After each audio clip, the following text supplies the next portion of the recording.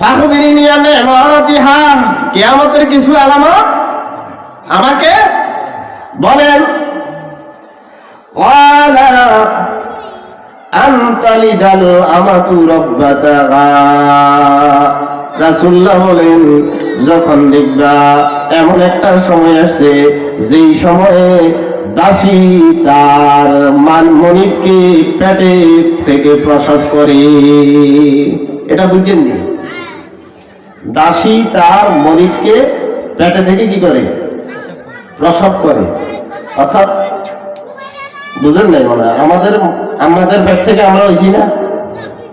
রাসূলুল্লাহ বলেন কিয়ামতের নিদর্শন একটা জানি রাখো, সেটা হলো দাসী তার মনিবকে কি করবে? প্রসব করবে। এটার উদ্দেশ্য কি? কয়েকটা ব্যাখ্যা। আল্লামা ইবনে হাজার আল আসকালানী রাহিমাহুল্লাহ বলেন, এটার এক নম্বর ব্যাখ্যা হইল সন্তান যেই মা গর্ভ থেকে পৃথিবীতে আনবে, দুনিয়ার চোখ দেখাবে, এই সন্তান মায়ের সাথে দাসীর মতো আচরণ করবে।